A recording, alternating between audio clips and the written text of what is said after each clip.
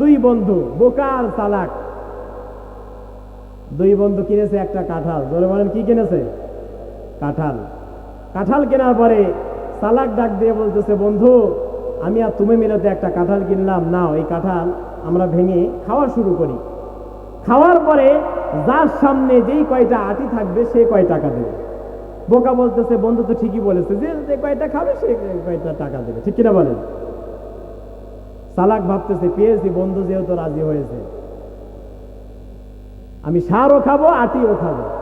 এইবার চালাক করেছে কি, সারও খায় আটিও খায়, কাঁঠালের সারও খায় আটিও খায়। বোকা তো জানে যে আমাকে বলেছে যে যে যে কয়টা খাবে সে কয় টাকা দিতে হবে।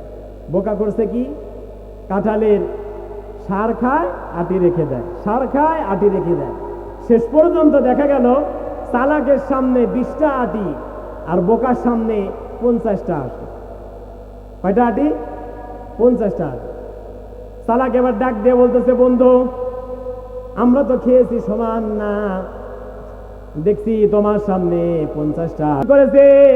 মানুষের পেটের মধ্যে কয়েকটা জিনিস হজম হয় না, তার মধ্যে কাঁঠালের বিচি একটা। এইবার চালাকের পেটের ভিতরে ডাক শুরু হয়েছে, আসমানে মেঘও ডাকে, চালাকের পেটের মধ্যেও ডাক দেয়। চালাক দেখতেছে না পেটের মধ্যে যে আবর্জনা রেখেছে এটাকে তো বের করতে হবে। আকাশে বিদ্যুৎ চমকায়, বৃষ্টি শুরু হয়েছে। চালাকের বউ লাগিয়েছে তরকারির জানলা দিয়েছে, সিম লাউ কদু জানলা বানিয়েছে। চালাক এবার গিয়ে জানলার নিচে বসে ওই কাম করেছে। কাম করার পরে বাড়িতে গিয়েছে। সারা রাত ধরে বৃষ্টি হয়েছে, বৃষ্টি পড়ার পরে সব পায়খানা গোলা ধুয়ে গিয়েছে, আটি গোলা সতেজ হয়ে আছে। চালাকের বউ এবার তরকারির ঝাঁকার মধ্যে তাকায়, তরকারির ঝাঁকার মধ্যে তাকানোর পরে দেখে তরকারির ঝাঁকার মধ্যে আলু পটল কদু কিছুই নাই। মনে মনে ভাবতেছে, আমি তো তরকারির জানলা দিয়েছি, দেখি তো সেখানে আলু পটল সিম পাই কিনা। যাওয়ার পরে দেখে তরকারির জানলায় কোনো লাউ কদু আলু নাই, কিন্তু তরকারির জানলার নিচে কাঁঠালের বিচি দেখা যায়। চালাকের বউ বলতেছে, আলহামদুলিল্লাহ, আল্লাহ কাঁঠালের বিচি দিলা বিনামূল্যে। চালাকের বউ এবার কাঁঠালের বিচি বাড়িতে নিয়ে গেছে। বাড়িতে নিয়ে যাওয়ার পরে গরম পানি দিয়ে সিদ্ধ করার পরে যখন চালাককে ভর্তা করে দিয়েছে, চালাক বিসমিল্লাহ ছাড়াই 2 প্লেট খেয়েছে।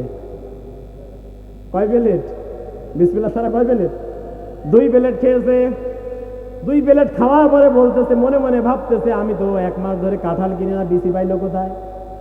চালাক এবার বউকে ডাক দিয়ে বলতেছে, বউ আমার আজকে 1 মাস তো কাঁঠাল কিনি না, বিচি পাইলা কোথায়?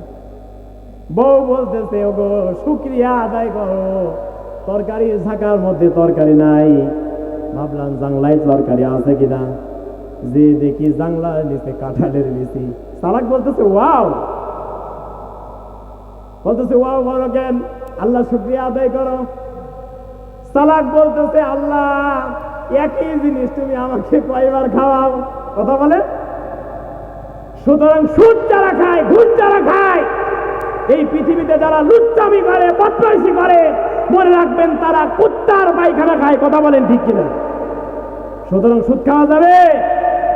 যারা এই সমাজে, এই রাষ্ট্রে, এই দেশে, এই এলাকায় যারা সুদখোর আছে, টাকা ছেড়ে রাখে আর বিনামূল্যে টাকা আসে, মনে রাখবেন এরা কুত্তার পায়খানা খায়, সিগালের পায়খানা খায়। এদের শরীর কখনো জান্নাতে যেতে পারে না, এরা যাবে জাহান্নামে। ধরে বলেন কোন জায়গায়? জাহান্নামে যাবে। এখন সুদখোর ব্যক্তি যদি থাকি, আমাকে তো ভালো বলবে না, ভালো বলবে? কিন্তু আমি তো বলেছি কার কথা? ধরে বলেন আল্লাহর কথা। আল্লাহ বলেছেন সুদ খাওয়া যাবে।